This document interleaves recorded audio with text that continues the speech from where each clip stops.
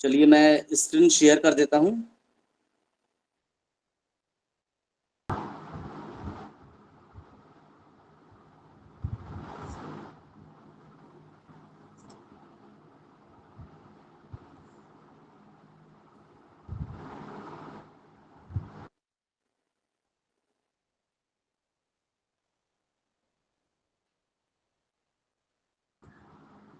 Sir सभी नमस्ते। को नमस्ते मैम। सर सुनिए ना, पहले सबको आप म्यूट कर दीजिए, उसके बाद फिर आप, नहीं तो फिर हाँ हाँ, बीच में डिस्टरबेंस होता है। ठीक है, मैं म्यूट कर देता हूँ सभी को। जी, थैंक यू सर। तो मैंने आप सभी को म्यूट कर दिया है कि जब लगेगा बोलने के लिए तो मैं अनम्यूट कर दूंगा। तो चलिए हम आज शुरू करते हैं भारतीय संसद। तो आप सभी जानते हैं संसद किसे कहते हैं, पार्लियामेंट किसे कहते हैं। तो हमारे देश की जो संसद है, पार्लियामेंट है, वह नई दिल्ली में है। और जो संसद है वह किससे मिलकर के बनती है, तो संसद के 3 महत्वपूर्ण अंग होते हैं। पहले को बोलते हैं राष्ट्रपति, दूसरे को बोलते हैं राज्यसभा और तीसरे को बोलते हैं लोकसभा। तो राष्ट्रपति जो है वह एक्चुअल में अगर हम देखें तो वो अलग से पार्ट है। उसको हम ये नहीं बोल सकते कि राष्ट्रपति को हटा दे तो संसद बन जाएगा, लेकिन संसद का एक महत्वपूर्ण अंग जो है वो राष्ट्रपति है, जिसे हम इंटीग्रल पार्ट बोलते हैं। क्योंकि जब भी कोई भी कानून बनेगा, कोई भी विधेयक पेश होता है, तो अंतिम जो हस्ताक्षर जो करेगा वो राष्ट्रपति के हस्ताक्षर करने के बाद ही वह कानून बनता है। तो जब तक राष्ट्रपति हस्ताक्षर नहीं करेंगे वो कानून नहीं बन पाएगा। तो अब हम देखते हैं आगे कि जो राज्यसभा है, राज्यसभा को उच्च सदन कहा जाता है। उच्च सदन, इंग्लिश में इसको अपर हाउस कहते हैं, और यह स्थायी सदन है। कई बार प्रश्न पूछा गया है कि जो राज्यसभा है वो स्थायी सदन है या नहीं है या अस्थायी है, तो यह स्थायी सदन होता है। यह कभी भंग नहीं होता। हालांकि हर देखो इनका जो कार्यकाल होगा, राज्यसभा के जो सदस्य हैं वो 6 वर्ष का होगा, और हर 2 साल में 1/3 सदस्य सेवानिवृत्त हो जाते हैं, रिटायर हो जाते हैं। हर 2 साल में 1/3 सदस्य। इसलिए हमेशा ये रहेगा, कभी ऐसी स्थिति आती ही नहीं कि पूरे के पूरे सदस्य सेवानिवृत्त हो गए। तो हर 2 साल में 1/3 सदस्य होते हैं। तो ये ऐसा सिस्टम इसका चलता है, ये हमें स्थायी रहता है। और यहाँ पर जाने के लिए जो उम्र है, तो न्यूनतम जो आयु है वो 30 वर्ष होना चाहिए, तब आप राज्यसभा के सदस्य बन सकते हैं। और राज्यसभा का सदस्य बनने के लिए जो विधायक होते हैं वो ही उनका चुनाव करते हैं। जो विधानसभा के जो विधायक हैं वो, तो जो संख्या है राज्यसभा में, तो सदस्यों की संख्या अधिकतम 250 हो सकती है। 250 संख्या है, वर्तमान में 245 है इसमें। और इसमें जो रहते हैं 12 लोगों का मनोनयन होता है। 12 सदस्य मनोनीत होते हैं, किनके द्वारा, राष्ट्रपति के द्वारा। राष्ट्रपति मनोनीत करेंगे और 6 साल के लिए रहेंगे वो। जैसे ही 6 साल होता है तो फिर से मनोनयन होगा, और बाकी सदस्य हैं वो चुने जाएंगे। कैसे चुने जाएंगे, आनुपातिक प्रणाली से। एक जो इसका सभापति होगा राज्यसभा का, वह उपराष्ट्रपति होता है। तो इसको याद रखिएगा, पूछता है सभापति, लोकसभा का सभापति पूछता है, राज्यसभा का पूछता है। तो राज्यसभा का जो सभापति रहेगा वह उपराष्ट्रपति रहता है, जिसको हम पदेन सभापति कहते हैं। यह सदन का सदस्य नहीं होता उपराष्ट्रपति, लेकिन सभापति होता है। अब देखते हैं लोकसभा। आगे मैं आपसे अनुच्छेद पर इसमें चर्चा करूंगा कि किस अनुच्छेद में इसका उल्लेख है। तो अभी हम एक कॉमन आइडिया एक ले लेते हैं कि राज्यसभा क्या है, लोकसभा क्या है, राष्ट्रपति क्या है, उसके बाद हम अनुच्छेद पर जाएंगे। तो जो लोकसभा है इसे जनता का सदन या लोकप्रिय सदन या अस्थाई सदन या निम्न सदन, देखिए कई प्रकार का इसका नाम है। जनता का सदन भी इसे कहते हैं, लोकप्रिय सदन भी वह कहते हैं, निम्न सदन भी कहते हैं, अस्थाई सदन भी कहते हैं। तो अस्थाई सदन इसलिए कहते हैं क्योंकि हर 5 वर्ष के बाद क्या हो जाता है, नया चुनाव होता है। नया चुनाव में फिर से नई लोकसभा का गठन होता है। तो नई लोकसभा का गठन हर 5 साल में होता रहता है। कई बार क्या होता है कि बीच में अगर सरकार गिर गई तब भी नया चुनाव होगा, तो 5 साल भी चल सकता है, उसके पहले भी यह भंग किया जा सकता है। तो राष्ट्रपति के पास पावर होता है कि वो लोकसभा को भंग कर सकता है। अब देखिए इसमें जो सदस्य संख्या है, तो सदस्य संख्या जो है वह 543, पहले था 545 था, लेकिन जो 2 एंग्लो इंडियन सदस्य थे, तो 2 एंग्लो इंडियन सदस्य को हटा दिया गया है। 104 जो 104वां संविधान संशोधन हुआ है उसमें जो एंग्लो इंडियन, हर राज्य की विधानसभा में एक एंग्लो इंडियन को चुनना पड़ता था, मनोनीत करना पड़ता था, और लोकसभा में 2 को राष्ट्रपति करते थे, तो ऐसा होता था, उसको समाप्त कर दिया है। तो 104वां जो संविधान संशोधन 2020 में हुआ है उसके द्वारा इसे समाप्त कर दिया गया है। अब हमारे लोकसभा में कोई भी एंग्लो इंडियन सदस्य नहीं है, हमारे राज्य की विधानसभा में कोई एंग्लो इंडियन सदस्य नहीं है। पहले ये मनोनयन होता था, लेकिन राज्यसभा में 12 सदस्य का मनोनयन आज भी होता है और उसको कुछ नहीं किया गया, वो हो रहा है, केवल एंग्लो इंडियन को हटाया गया है। अब देखिए इसमें बहुमत, लोकसभा में जिसको बहुमत मिलेगा मतलब सरकार वही बनाएगी। बहुमत का अर्थ है कि 50% से ज्यादा, तो जितना भी उसमें सदस्य संख्या है उसमें आधे से अधिक होना चाहिए। जैसे मान लो 543 है तो 543 का अगर आधा करोगे तो कितना हो जाएगा, 272.5, तो उससे ज्यादा 273 सदस्य। या हो सकता है कि कई बार कहीं पर चुनाव नहीं हो पाता, कम से है, मान लो 543 की जगह पर 520 है तो उसी को देखेंगे, 520 का आधा, तो आधे से एक अधिक रहेगा तो वो सरकार बनाएगा। तो ये प्रत्यक्ष होता है और जनता वोट देती है। 18 साल से अधिक आयु के जो भी वयस्क हैं वो उम्र देंगे, इसीलिए इसको वयस्क मताधिकार कहा गया है। पहले 21 वर्ष था, लेकिन 61वें संविधान संशोधन 1989 के द्वारा इसको 18 वर्ष कर दिया गया है। तो 21 वर्ष से अधिक वाले पहले वोट देते थे, लेकिन 1989 से 18 वर्ष से अधिक का व्यक्ति जो भी है वो वोट दे सकता है।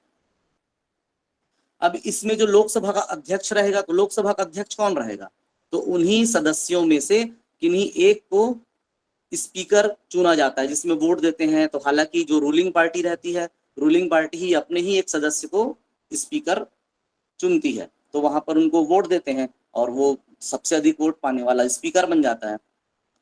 और इसके बाद आगे देखते हैं, तो यहाँ पर देखिए दोनों का जो थोड़ा अंतर बताया गया है कि जो राज्यसभा का कार्यकाल स्थायी है, उसके सदस्य का कार्यकाल 6 वर्ष का रहता है और हर 2 वर्षों में 1/3 सदस्य सेवानिवृत्त होते हैं। चुनाव जो होता है वो अप्रत्यक्ष विधि से होता है राज्यसभा का, और आयु जो है वो 30 वर्ष होनी चाहिए सदस्य बनने के लिए, और उनकी प्राथमिकता होती है राज्यों के हितों की रक्षा करना। अब इसी में हम लोकसभा को देखते हैं, तो लोकसभा का कार्यकाल 5 वर्ष का, चुनाव प्रत्यक्ष, जनता वोट देती है, चुने जाते हैं, 25 वर्ष की आयु चाहिए, और जनता के ही प्रतिनिधि है, तो जनता जो बोलेगी, तो जनता के ही जो कार्य हैं, जनता की सहायता करने के लिए ही ये लोकसभा के सांसद बनते हैं। अब देखेंगे आगे हम पीठासीन अधिकारी। तो यहाँ पर जो राज्यसभा का जो पीठासीन अधिकारी है उसको हम सभापति बोलते हैं, और वो होता है भारत का उपराष्ट्रपति। और लोकसभा का जो पीठासीन अधिकारी है तो उसको हम बोलते हैं लोकसभा का अध्यक्ष या स्पीकर, इंग्लिश में स्पीकर बोलते हैं, लोकसभा अध्यक्ष बोलते हैं। तो जो भारत का जो उपराष्ट्रपति है वह राज्यसभा का सभापति तो होता है, लेकिन वह सदन का हिस्सा नहीं होता, और वह जैसे कहीं पर वोट देना आया तो वो वोट वो नहीं दे सकता, लेकिन कहीं पर आएगा कि जब बराबर टाई की स्थिति होती है तब वह वोट देगा। वैसे ही लोकसभा का अध्यक्ष है, वह कुछ भी विधेयक पेश हो रहा है, जो भी चीज है जहां पर भी उसको वोट देना है तो वह वोट नहीं देता, लेकिन कब वोट देगा, जब बराबर की स्थिति आएगी, जब भी टाई हो जाता है बराबर, तभी लोकसभा का अध्यक्ष वहां पर वोट देता है, और वो किसी एक तरफ दे सकता है। अब इसमें ये भी है, कई देशों में क्या होता है, लोकसभा का अध्यक्ष बन गए तो उसको अपनी पार्टी से इस्तीफा देना पड़ता है, क्योंकि उसको ये माना जाता है कि वह निष्पक्ष रहे और वहां पर वो लोकसभा का प्रतिनिधित्व करे, वहां का अध्यक्षता करे। लेकिन हमारे देश में ऐसा नहीं है, लोकसभा का अध्यक्ष बन गया तब भी वह अपने पार्टी से इस्तीफा नहीं देता, वो अपनी पार्टी में बना रहता है। और यदि उसको मान लो त्याग पत्र देना है तो लोकसभा अध्यक्ष जो है वो त्याग पत्र देगा उपाध्यक्ष को, जो भी लोकसभा का उपाध्यक्ष रहेगा उसको त्याग पत्र देगा, उपाध्यक्ष को त्याग पत्र देना है तो अध्यक्ष को देगा। वैसे ही राष्ट्रपति को त्याग पत्र देना है तो उपराष्ट्रपति को देगा, और उपराष्ट्रपति को त्याग पत्र देना है तो वो राष्ट्रपति को देगा। यदि एक बहुत महत्वपूर्ण प्रश्न आता है कि यदि मान लो धन विधेयक प्रस्तुत हो रहा है, धन विधेयक जो है लोकसभा में प्रस्तुत होता है, फिर राज्यसभा में जाता है, तो इसको कौन है वो लोकसभा अध्यक्ष करता है कि यह विधेयक धन विधेयक है या नहीं, तो इसका जो पावर है लोकसभा अध्यक्ष के पास है, वही करेगा। दूसरा एक और इसके पास शक्ति होती है, मान लो लोकसभा और राज्यसभा का संयुक्त अधिवेशन हुआ, दोनों साथ में मीटिंग कर रहे हैं, तब वहां पर अध्यक्षता लोकसभा अध्यक्ष करेगा, वहां पर फिर उपराष्ट्रपति का रोल खत्म हो जाता है। राज्यसभा लोकसभा दोनों अगर एक साथ बैठे हैं, क्योंकि पावरफुल जो है वो लोकसभा ही है। पावरफुल इसलिए है क्योंकि जनता वोट दी है। जनता, क्योंकि हमारा देश लोकतंत्र देश है, लोकतांत्रिक देश है, जहां पर जनता के हाथ में शासन है, जनता ताकतवर है, इसीलिए लोकसभा ज्यादा पावरफुल है।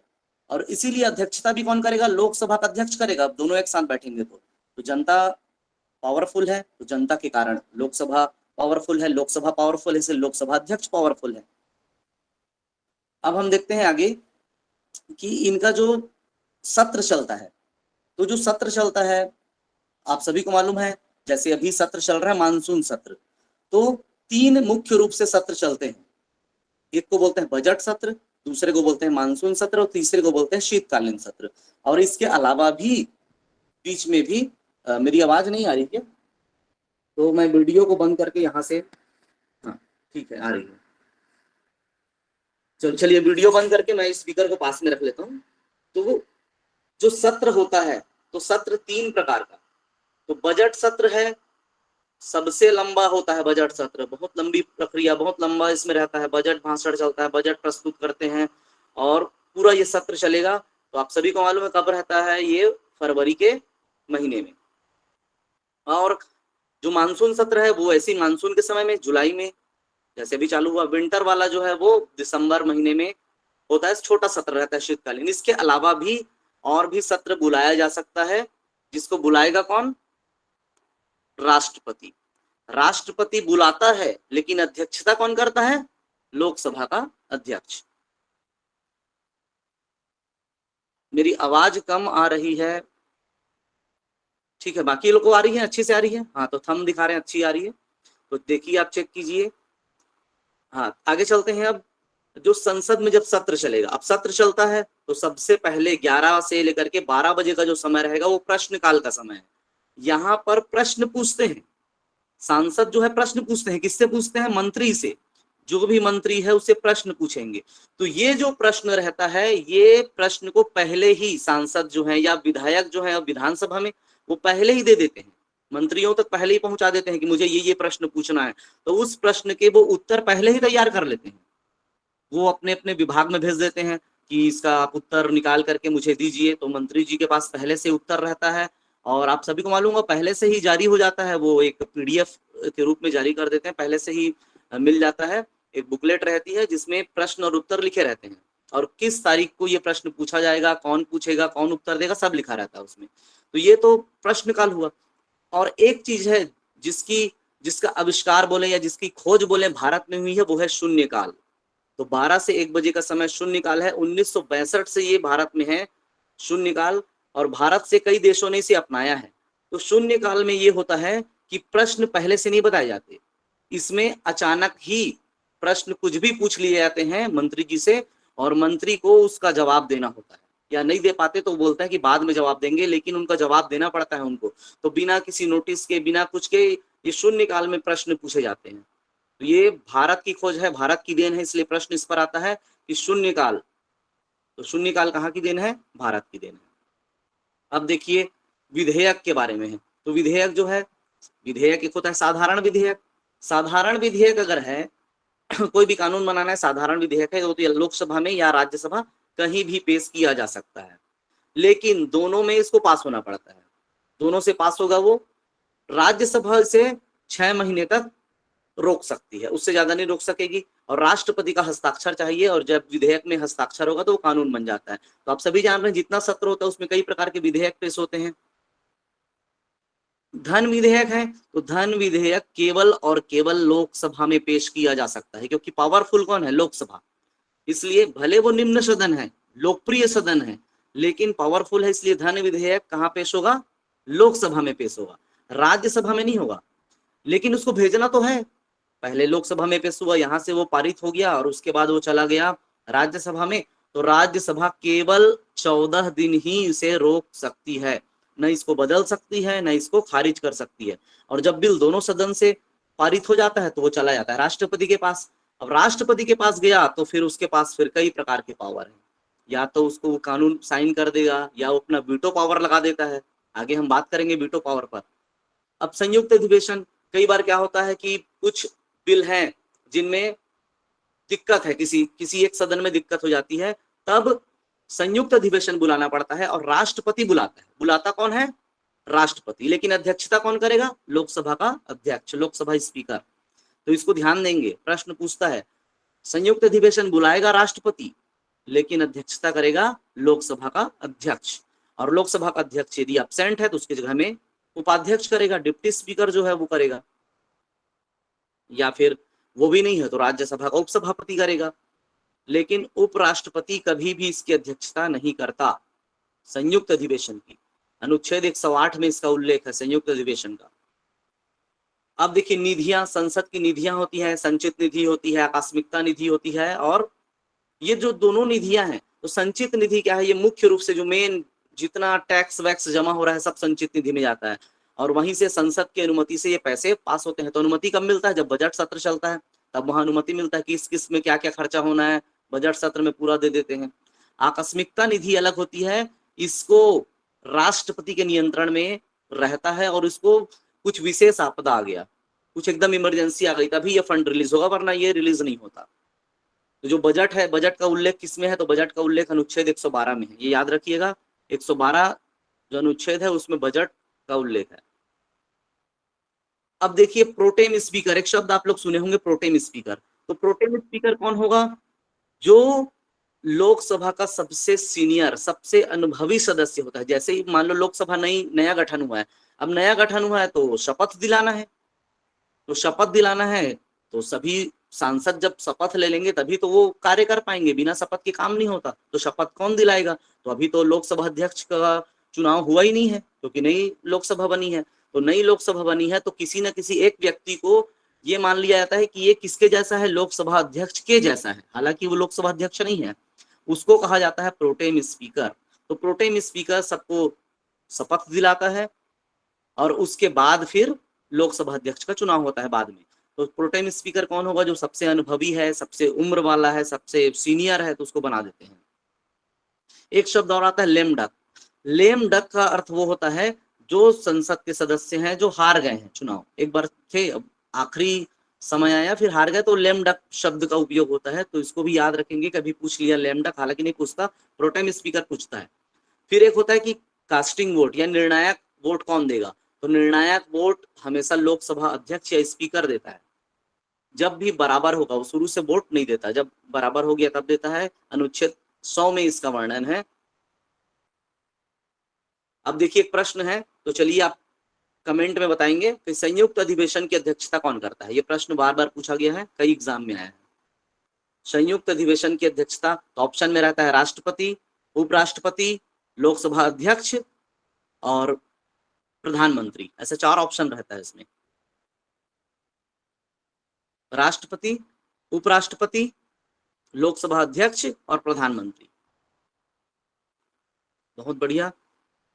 तो याद रखिएगा हमेशा जब भी संयुक्त अधिवेशन होगा, दोनों लोकसभा राज्यसभा एक साथ बैठेंगी, तो लोकसभा अध्यक्ष ही इसकी अध्यक्षता करेगा। अब बताइए धन विधेयक को राज्यसभा कितने दिन तक रोक सकती है? धन विधेयक को राज्यसभा कितने दिन तक? 14 दिन, 30 दिन, 6 महीना, 3 महीना?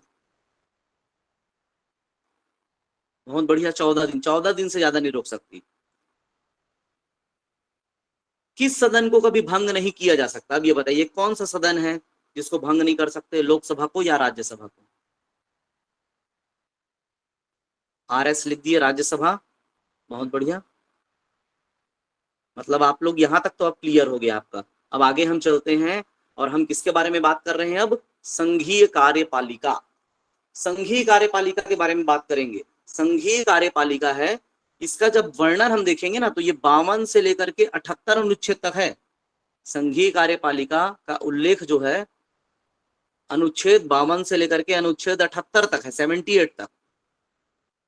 अब 52 से अगर हम 78 की बात कर रहे हैं, लेम डक पूछ रहे हैं, तो लेम डक कौन होगा? जो हार गए, जैसे एक बार 5 साल के लिए सांसद थे लेकिन अगले बार वो चुनाव हार गए हैं, तो वो लेम डक है ना। तो चलिए कार्यपालिका की बात कर रहा हूं मैं, तो 52 से लेकर के 78 तक। तो इसमें संघ की कार्यपालिका या संघीय कार्यपालिका में कौन कौन शामिल है? तो इसमें पहला राष्ट्रपति शामिल है, दूसरा उपराष्ट्रपति शामिल है, तीसरा प्रधानमंत्री शामिल है, चौथा मंत्रिमंडल शामिल है, पांचवा महान्यायवादी शामिल है। देखिए कौन कौन है कार्यपालिका में, आप सभी जानते हैं। विधायिका भी जान रहे हैं आप, कार्यपालिका। विधायिका क्या है? हमारी संसद विधायिका है, सभी जो सदस्य हैं संसद के विधायिका हैं। विधेयक पेश करते हैं, कानून बनाते हैं, और इसका जो कार्यपालन इसको करना है कि अब इसको पूरे लागू करना है, तो कौन कराएगा? तो कौन कौन कराएगा? राष्ट्रपति कराएगा, उपराष्ट्रपति है, प्रधानमंत्री है, मंत्रिमंडल है और महान्यायवादी। 5 याद रखिए, अभी डिटेल में जाएंगे, बारी बारी से सबके बारे में अध्ययन करेंगे यहाँ पर ना। तो यहाँ पर भी देख लीजिए लिखा हुआ है ये राष्ट्रपति, उपराष्ट्रपति, प्रधानमंत्री, मंत्रिपरिषद और महान्यायवादी, ये है मुख्य पात्र। मतलब पूरा अब यही चलेगा, पूरा अब ताकत इन्हीं के पास है पूरे देश को चलाने के लिए, कानून बनाने के लिए, सब कुछ इन्हीं के पास है। अब हम पढ़ते हैं राष्ट्रपति के बारे में। तो चलिए यहाँ से मैं एक स्लाइड आप लोग के लिए मैं बनाया हूं अलग से, और तो उस स्लाइड में मैं चलता हूं।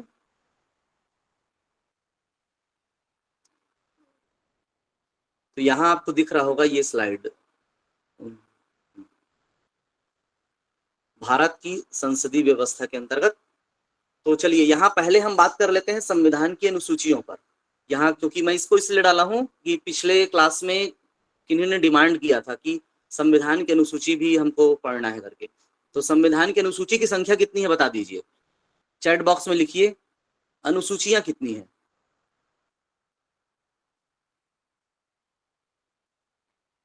12 लिख रहे हैं, ठीक है, 12 12 12। 395 भी किसी ने लिखा है, 15 भी किन्हीं ने लिखा है। तो चलिए आपको बता दूं मैं, जब मूल रूप से जब संविधान बना, जब संविधान 26 जनवरी 1950 को लागू हुआ, तब 8 अनुसूचियां थी और 395 अनुच्छेद थे, जब मूल रूप से बना तब। लेकिन वर्तमान में समय समय पर अनुसूचियां जोड़ी गई और 4 अनुसूचियां जोड़ दी गई है और अभी 12 अनुसूचियां हैं। तो याद रखिए कितनी अनुसूचियां हैं? 12 अनुसूचियां हैं। और कब कब जुड़ी इसका मैं बताया था, कौन कौन से संशोधन में? 1, 52, 73, 74। पहला संविधान संशोधन में, 52वां संविधान संशोधन में, 73वां में और 74वां में। 1, 52, 73, 74, ये 4 संविधान संशोधन के अंतर्गत 4 अनुसूचियां जोड़ी गई। अब चलिए शुरू से बात करते हैं, पहली अनुसूची क्या है। तो पहली अनुसूची जो बात करती है, इसमें भारत के राज्य और केंद्र शासित प्रदेश का नाम है, उनके क्षेत्रीय अधिकार हैं। जब नया कोई राज्य बनता है या उनकी सीमा में बदलाव होता है, उनके नाम में बदलाव होता है, तो इसी अनुसूची में संशोधन किया जाता है और अनुच्छेद 1 और 4 में इसका वर्णन है। तो पहली अनुसूची पूरा भारत के राज्य और केंद्र शासित प्रदेश के नाम। अब दूसरी अनुसूची में है, दूसरी अनुसूची में है कि जो मुख्य संवैधानिक पदों पर जो अधिकारी बैठे हैं उनका वेतन, भत्ता और विशेषाधिकार। तो उनके वेतन, भत्ता और विशेषाधिकार द्वितीय अनुसूची में है। अब देखिए, भारत का राष्ट्रपति है, राज्यपाल है, लोकसभा अध्यक्ष है, राज्यसभा के सभापति हैं, उपसभापति हैं, ये सब हैं। उच्च न्यायालय है, इनके न्यायाधीश हैं, उच्चतम न्यायालय के न्यायाधीश हैं, ये सभी का CAG कैग बोलते हैं जिनको, भारत का नियंत्रक महालेखा परीक्षक, इनका पूरा वेतन, भत्ता, विशेषाधिकार का पूरा उल्लेख द्वितीय अनुसूची में है। अब इसमें कहीं पर भी उपराष्ट्रपति का वेतन नहीं लिखा है। क्यों नहीं लिखा है? क्योंकि उसमें एक शब्द आ गया है राज्यसभा का सभापति। यहां पर लिखा हुआ है कि राज्यसभा के सभापति का वेतन, तो राज्यसभा का सभापति तो उपराष्ट्रपति होता है, इसीलिए अलग से उपराष्ट्रपति का वेतन नहीं लिखा है। तो उनको वेतन जो मिल रहा है वो राज्यसभा के सभापति के रूप में मिलता है। अब तीसरा जो अनुसूची है, तृतीय अनुसूची, इसमें शपथ का है। शपथ, तो जो भी संवैधानिक पद में है उनके शपथ का इसमें वर्णन है। तो शपथ का वर्णन है, लेकिन कुछ अपवाद भी है। जैसे राष्ट्रपति की जो शपथ है वो अनुच्छेद 60 में है, इसके बारे में आगे पढ़ेंगे। उपराष्ट्रपति की शपथ अनुच्छेद 69 में है और राज्यपाल की शपथ जो है 159 में है। तो इनका अनुसूची में शामिल नहीं किए हैं क्योंकि अलग से अनुच्छेद में इनका लिखा हुआ है शपथ के बारे में। जब चौथा अनुसूची देखते हैं तो चौथा अनुसूची में राज्य और केंद्र शासित प्रदेश को राज्यसभा का सीट का जो बंटवारा है, सीट का आवंटन है वो है। जैसे हमारे छत्तीसगढ़ में राज्यसभा की 5 सीटें हैं, तो यहाँ 5 है। दूसरे अगर राज्य में जाएंगे तो वहां पर अलग संख्या में निर्धारित है, तो अलग अलग संख्या है। तो ये चौथे में है। पांचवी अनुसूची, तो पांचवी अनुसूची है वो अनुसूचित क्षेत्रों में और अनुसूचित जनजातियों के प्रशासन और नियंत्रण के संबंध में है। तो पांचवी अनुसूची जो अनुसूचित जाति है, जनजाति, अनुसूचित जनजाति एसटी, तो एसटी है शेड्यूल्ड ट्राइब्स, इनके प्रशासन और नियंत्रण का प्रावधान है। और राष्ट्रपति जो है वो किसी भी क्षेत्र को अनुसूचित क्षेत्र घोषित कर सकते हैं, तो यहाँ पर वो रख सकते हैं पांचवी अनुसूची में।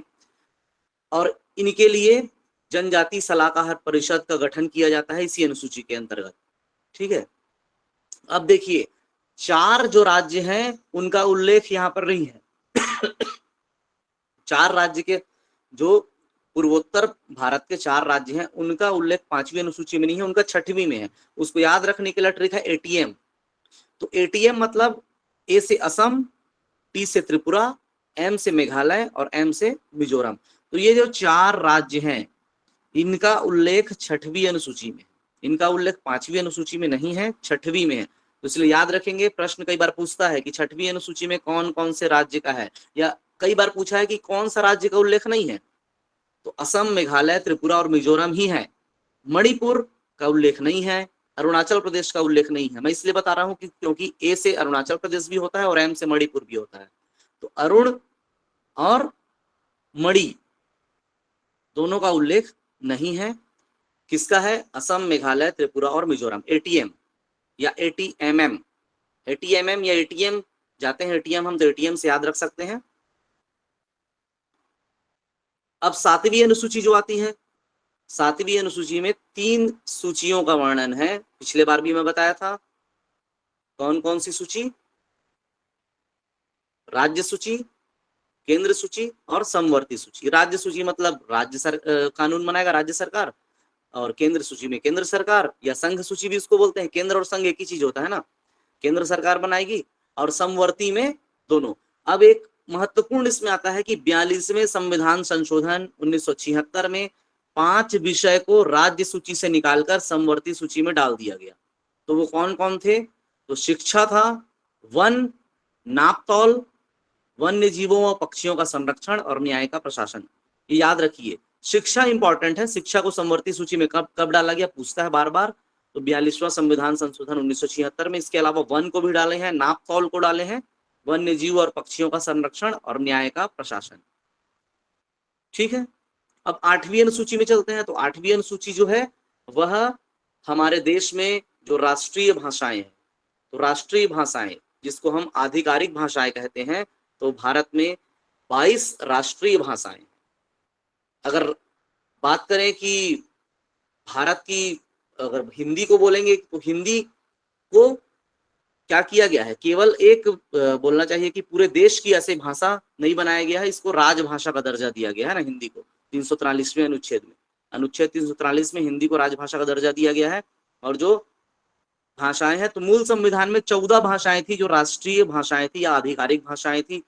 21वां संविधान संशोधन किया गया 1967 में, उसमें सिंधी भाषा को जोड़ा गया, तो 15 भाषाएं हो गई। फिर 71वां हुआ तो वहां पर 3 और जोड़ा गया जिसको हम नमक से याद रख सकते हैं। नमक, नमक मतलब नेपाली, मणिपुरी और कोंकणी। नमक से याद रखिए, तो 18 संख्या हो गया था 1992 में। और 2003 में 92वां संविधान संशोधन जो हुआ था उसमें 4 और भाषाओं को राष्ट्रीय भाषा या आधिकारिक भाषा के रूप में अनुसूची 8 में जोड़ा गया। और उसमें था चारों, बोडो, डोगरी, मैथिली और संथाली। तो इस प्रकार बीडीएमएस तो याद रख सकते हो, या कोई एमबीडी से याद रखना है तो एमबीडीएस, एमबीडी की क्योंकि किताब आती है तो एमबीडीएस है या बीडीएमएस है। बीडीएमएस क्योंकि डिग्री है इसलिए बीडीएमएस यहाँ लिखा है, तो बीडीएमएस डिग्री से याद रख सकते हो या एमबीडीएस से याद रख सकते हो। तो जैसा याद रखना है तो याद रख सकते हो। तो 4 जोड़ा गया था 2003 में। तो वर्तमान में 22 भाषाएं हैं और इसमें अंग्रेजी और राजस्थानी शामिल नहीं है। अंग्रेजी को बार बार पूछता है, राजस्थानी तो नहीं पूछता अंग्रेजी को। तो अंग्रेजी शामिल नहीं है। 9वीं अनुसूची, तो जो 9वीं अनुसूची पहले मूल में नहीं था, इसको संविधान संशोधन किया गया पहला 1951 में, और इसको जोड़ा गया। इसका उद्देश्य था भू सुधार और जमींदारी प्रथा के उन्मूलन के कानूनों को कानूनी सुरक्षा देना। अब इसके बारे में ऐसा बना दिया गया कि 9वीं अनुसूची में अगर कोई विषय चला जाए तो उसको सुप्रीम कोर्ट में चुनौती नहीं दी जा सकती। जैसे कि हमारे संविधान में उल्लेख है कि आरक्षण जो है वो 50% से अधिक नहीं हो सकता। 50% से अधिक अगर करेंगे तो सीधे सीधे सुप्रीम कोर्ट में उसमें डल जाता है। जैसे छत्तीसगढ़ में ज्यादा हो गया है, 58% है, तो उसको सुप्रीम कोर्ट में चैलेंज किया गया है, तो वो चलता रहता है। हर बार जब भी नियुक्तियां होती हैं तो नीचे लिखा रहता है सुप्रीम कोर्ट डिसीजन देगा, उसके आधार पर होगा, ऐसे करके। तो ये चला आ रहा है। लेकिन अगर हम देखें तमिलनाडु की, तो तमिलनाडु में 69%, 69% वहां पर आरक्षण है, और उसको कोर्ट में चुनौती नहीं दी जा सकती, क्योंकि उसको डाल दिया गया है 9वीं अनुसूची में। तो 9वीं अनुसूची में डाल दिया जाएगा तो नहीं होता। लेकिन एक फैसला भी आया है 2007 में सुप्रीम कोर्ट का, तो 1973 वाला जो फैसला था केशवानंद भारती वाला, और 2007 वाला फैसला, तो वहां पर ये बोला गया है कि इस अनुसूची में जो भी विषय डाला है उसकी समीक्षा की जा सकती है यदि वह मूल ढांचे का उल्लंघन करता है। तो मूल ढांचे का उल्लंघन नहीं हो रहा है तो नहीं कर सकते। फिर आते हैं अगला 10वीं अनुसूची में। 10वीं अनुसूची जिसको बोलते हैं दल बदल कानून, दल बदल विरोधी कानून। पहले क्या होता था, कोई भी चुनाव हुआ और एक दल से दूसरे दल में चले जाते थे और उसकी सदस्यता रद्द नहीं होती थी। वो यहाँ भी सांसद है, दूसरे में चला गया तब भी सांसद है। तब फिर 1985 में 52वां संविधान संशोधन लाया गया, और उसमें क्या कर दिया गया कि यदि कोई एक पार्टी से दूसरी पार्टी में जा रहा है, यदि कोई भी सांसद है या कोई भी विधायक है चुनाव जीतने के बाद दूसरी पार्टी में जा रहा है, तो उसकी जो सदस्यता है रद्द हो जाती है, उसको फिर से चुनाव लड़ना पड़ेगा। लेकिन इसमें एक चीज छूट अब दे दिया गया है, वो ऐसा है कि 2/3 सदस्य यदि किसी दूसरी पार्टी में चले गए, मान लो कोई एक पार्टी है और उसके 2/3 सदस्य उठ करके, जो जीते हुए 2/3 ना, जीते हुए जितने भी सदस्य हैं वही तो जाएंगे, 2/3 सदस्य सीधे अपने पार्टी का विलय कर दिए, 2/3 सदस्य दूसरे पार्टी में चले गए और अपने पार्टी का विलय कर दिए, तब उनकी सदस्यता रद्द नहीं होती। कम लोग जाएंगे तो रद्द हो जाएगी। तो अभी आप लोग देखे भी होंगे कि पश्चिम बंगाल में जैसे तृणमूल कांग्रेस वाले और कई जगह हुआ है, हाँ, तो वो जब जा रहे हैं दूसरे में तो उनकी सदस्यता रद्द तब होगी जब 2/3 से कम होंगे, तो 2/3 से जब अधिक जाते हैं तब उनकी सदस्यता रद्द नहीं होती। और इसका जो निर्णय कौन करता है, लोकसभा का अध्यक्ष करेगा या राज्यसभा का जो सभापति है या उपराष्ट्रपति बोलेंगे। तो जो भी राज्यसभा के सदस्य हैं वो जा रहे हैं तो वो निर्णय लेगा, लोकसभा के सदस्य जा रहे हैं तो वो लोकसभा अध्यक्ष निर्णय लेगा। तो ऐसा है ये 10वीं अनुसूची।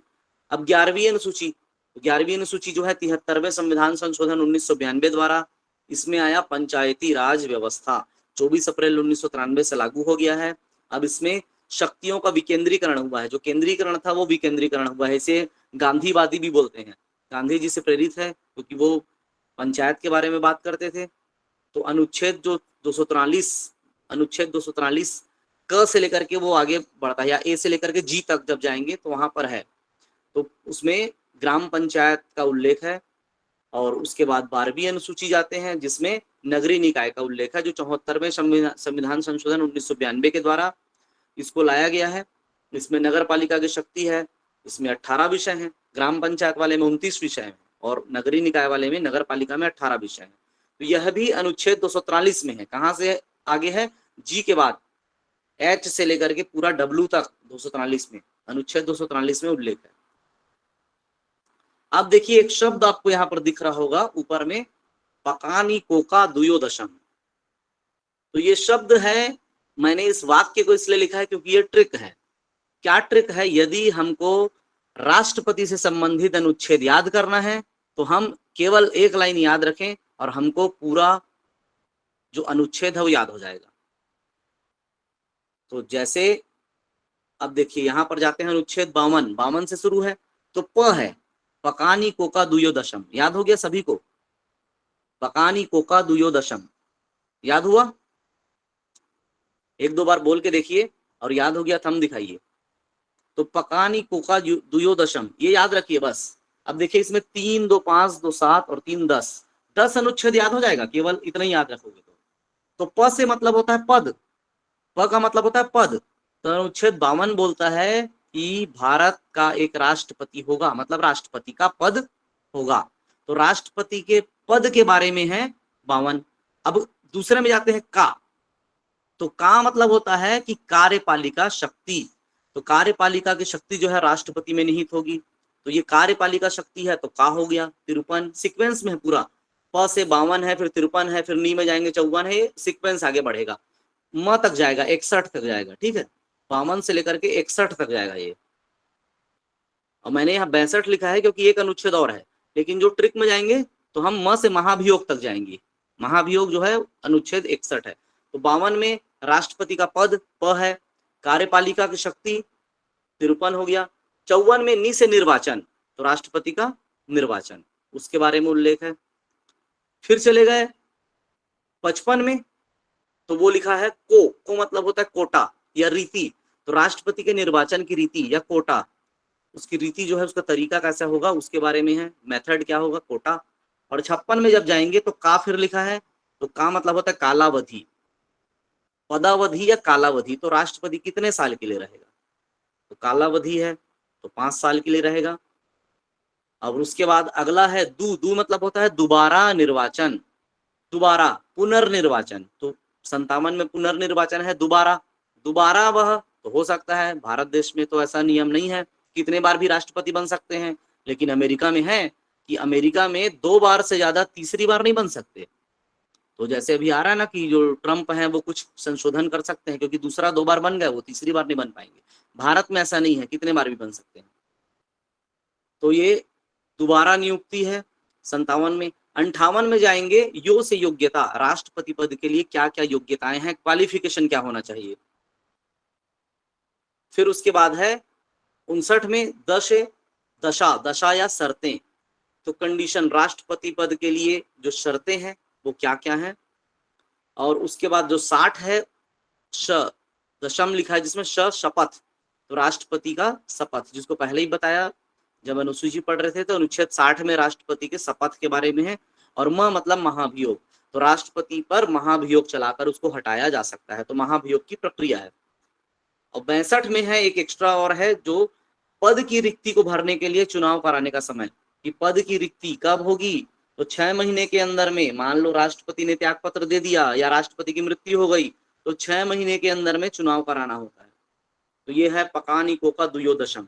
तो ये राष्ट्रपति से संबंधित अनुच्छेद है। अभी आगे और देखते हैं, अब उनके शक्ति और कार्यों से संबंधित जो अनुच्छेद है, तो इसमें है अनुच्छेद 71।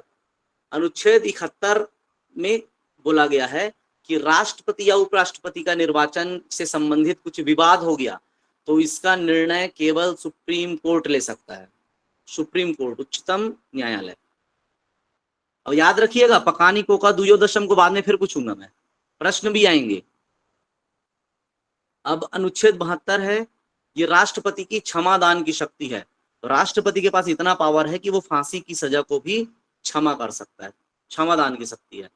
अनुच्छेद 74 में ये कहा गया है कि राष्ट्रपति को सलाह देने के लिए और उनको सहायता देने के लिए एक मंत्री परिषद होगा, जिसका प्रधानमंत्री होगा। तो अनुच्छेद 74 है जिसमें प्रधानमंत्री शब्द आता है। 75 तो प्रधानमंत्री और अन्य मंत्रियों की नियुक्ति राष्ट्रपति द्वारा की जाएगी। तो प्रधानमंत्री और अन्य मंत्री की नियुक्ति कौन करेगा, राष्ट्रपति। 75 74 में केवल लिखा है कि मंत्री परिषद होगा करके, और नियुक्ति के संबंध में लिखा है 75 में। आगे इसका भी पढ़ते हैं, ट्रिक है इसका भी। 78 जो है, प्रधानमंत्री का कर्तव्य होगा कि वह सरकार के निर्णय और प्रशासनिक मामलों की जानकारी राष्ट्रपति को दे। ये प्रधानमंत्री का कर्तव्य है यहाँ पर 78 में। फिर 85 संसद का सत्र बुलाना, सत्रावसान करना और लोकसभा को भंग करने का अधिकार राष्ट्रपति के पास है। अनुच्छेद 111 संसद द्वारा पारित विधेयकों पर स्वीकृति या वीटो शक्ति, तो या तो स्वीकृति दे दे या वीटो पावर करके रोक ले उसको। तो ज्ञानी जैल सिंह ने रोका था, डाक विधेयक था ना, उसको रोक लिया था अपने पास, तो उसके पास वीटो पावर भी रहता है। अब अनुच्छेद 123 है कि यदि संसद सत्र नहीं चल रहा है और कुछ कानून बनाना है तो अध्यादेश जारी करने की शक्ति थी। ये बहुत इंपॉर्टेंट है, 123 नंबर बार बार पूछा गया, इसको अलग से नोट करके रखिए। अनुच्छेद 123 मतलब 1, 2, 3 संसद सत्र में नहीं है तब अध्यादेश जारी करने की शक्ति, तो केवल पूछता है अध्यादेश जारी करने की शक्ति राष्ट्रपति के पास किस अनुच्छेद के तहत है? अनुच्छेद 123 के तहत है। अनुच्छेद 143 इसमें है कि राष्ट्रपति उच्चतम न्यायालय से परामर्श ले सकता है, सलाह ले सकता है। तो 143 में है उच्चतम न्यायालय से सलाह या परामर्श लेने की शक्ति। अब कुछ आपातकालीन शक्तियां भी है राष्ट्रपति के पास। तो पहली आपातकालीन शक्ति 352 में है राष्ट्रीय आपातकाल की घोषणा। राष्ट्रीय आपातकाल की घोषणा राष्ट्रपति कर सकता है मंत्रिपरिषद की सलाह पर। हर में मंत्रिपरिषद की सलाह लगेगी उसको, लेकिन राष्ट्रपति के पास अंतिम निर्णय लेने की उसके पास पावर है, उसके पास ताकत है। अनुच्छेद 356 है राज्य में संवैधानिक तंत्र विफल होने पर राष्ट्रपति शासन, प्रेसिडेंट्स रूल, राष्ट्रपति शासन, अनुच्छेद 356। और अनुच्छेद 360 वित्तीय आपातकाल। तो हमारे देश में आज तक वित्तीय आपातकाल नहीं लगा है, अनुच्छेद 360 नहीं हुआ है, लेकिन 352 भी हो गया है, 356 भी। 356 तो कई बार, तो ये तीनों महत्वपूर्ण है, 352, 356, 360। अनुच्छेद 123 जो बोल रहे हैं, तो आपको फिर से मैं दिखा देता हूं। 123 जो है वो संसद सत्र में नहीं है तो अध्यादेश जारी करना, ठीक है। ये 352, 356, 360 है। अब एक और लिखा है, देखिए यहां पर लिखा है उसका निकास सनी है, ये दूसरा कोड वर्ड है। उ से स्टार्ट है मतलब उपराष्ट्रपति से संबंधित है, उसका निकास सनी है। अब इसको याद रखोगे तो उपराष्ट्रपति का अनुच्छेद याद हो जाएगा, ठीक है। अब वाला याद हुआ ना, पकानी कोका दुयोदशम, अब ये दूसरा आ गया, उसका निकास सनी है। उसका मतलब उपराष्ट्रपति का पद, तो अनुच्छेद 63 से इसको याद रखना पड़ेगा। अनुच्छेद 63 जो है उसमें लिखा है कि भारत का एक उपराष्ट्रपति होगा, उपराष्ट्रपति का पद ऊ से हो गया। स मतलब होता है सभापति 64 में, तो कहाँ का सभापति रहता है? राज्यसभा का पदेन सभापति, स है। अनुच्छेद 123 अध्यादेश, अध्यादेश लिख लीजिए, जो अनुच्छेद 123 पूछ रहे हैं ना, अध्यादेश। अब अनुच्छेद 65, तो ऊ स फिर का में पहुंच गए, का, तो का मतलब कार्यवाहक राष्ट्रपति। यदि राष्ट्रपति का पद रिक्त है, या वो कहीं विदेश दौरे में चले गए हैं, या मृत्यु हो गई है, या इस्तीफा दे दिए हैं, जो भी हो सकता है, तो कार्यवाहक राष्ट्रपति के रूप में काम करेगा उपराष्ट्रपति। अब वेतन इसको किसका मिलेगा मालूम है आपको? अभी तक तो उसको राज्यसभा के सभापति का वेतन मिलता था, लेकिन यदि वो राष्ट्रपति के पद का कार्यवाहक है तो उसको राष्ट्रपति के पद का वेतन मिलेगा, ठीक है। तो इसको भी याद रखना, अगर वो पद में कार्यवाहक के रूप में भले काम कर रहा है, लेकिन उसको वेतन राष्ट्रपति का मिलने लगता है। फिर आ गया अगला नी मतलब निर्वाचन, तो उपराष्ट्रपति का निर्वाचन जो है वो अनुच्छेद 66 है, और उसकी योग्यताएं भी वहीं पर है। फिर 67 में जाएंगे तो का मतलब कार्यावधि, कार्यकाल, तो उपराष्ट्रपति का कार्यकाल जो है वो 5 वर्ष। फिर 68 में चले गए, स आ गया, स मतलब होता समय, तो उपराष्ट्रपति का पद रिक्त होने पर चुनाव कराने का समय और नए सदस्य की पदावधि, तो समय 6 महीने वाला। फिर उसके बाद आ गया शनि, श उपराष्ट्रपति द्वारा शपथ, शपथ का है अनुच्छेद 69 में। फिर अनुच्छेद 70 में है अन्य आकस्मिकताओं में राष्ट्रपति के कृत्यों का निर्वहन, तो कई बार आकस्मिकता हो गई, वहां पर निर्वहन के संबंध में 70 में है, तो उसका निकास शनि है, ये याद रखिएगा। अब अगला फिर एक कोड आ रहा है, ठीक है, इस कोड को देखेंगे, फिर प्रश्न भी हल करेंगे अभी इसके बाद। प्रधानमंत्री महान कार्य करते हैं सरल, प्रधानमंत्री महान कार्य करते हैं सरल, तो एकदम सरल वाक्य ही है ये। तो प्रधानमंत्री मतलब अनुच्छेद 75, जिसमें मंत्रियों की नियुक्ति, कार्यकाल और लोकसभा के प्रति उत्तरदायित्व का उल्लेख है। तो प्रधानमंत्री महान कार्य करते हैं सरल, तो प्रधानमंत्री के बारे में, उनकी नियुक्ति के बारे में, मंत्री की नियुक्ति के बारे में अनुच्छेद 75 है। महान आ गया, महान मतलब महान्यायवादी, अनुच्छेद 76, ये बहुत पूछता है प्रश्न, कई एग्जाम में महान्यायवादी किस अनुच्छेद में है, अनुच्छेद 76 में क्या है, तो अनुच्छेद 76 में भारत का महान्यायवादी। भारत का जो महान्यायवादी है, इसके बारे में है कि यह संसद के किसी भी सदन में, चाहे लोकसभा हो चाहे राज्यसभा हो, उसको अटेंड कर सकता है, बैठ सकता है पूरा, लेकिन वोट नहीं दे सकता। वोट नहीं दे सकता, कोई भी कहीं पर भी वोट देने की बारी आई तो ये वोट नहीं देगा, लेकिन वो अटेंड कर सकता है दोनों को, इसके पास इतना पावर है। तो अनुच्छेद 76 भारत का महान्यायवादी, ये प्रश्न बार बार पूछा है तो इसको याद रखिएगा। अनुच्छेद 76 भारत का महान्यायवादी, जिसको हम अटॉर्नी जनरल कहते हैं, एजी, अटॉर्नी जनरल। अनुच्छेद 77 है।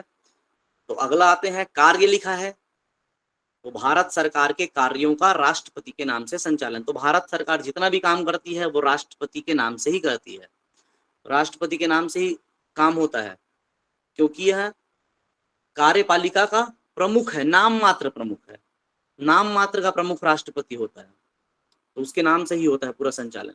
अब अगला जो है वो करना, करते हैं मतलब कर्तव्य। तो राष्ट्रपति को जानकारी देने के संबंध में प्रधानमंत्री का कर्तव्य है, तो 78 में 78वां। ठीक है, तो हमको ये याद रखना है पूरा वाक्य को, तो हम याद रख सकते हैं। अब करते हैं तो हो गया। अब सरल, सरल में 3 चीजें आएंगी,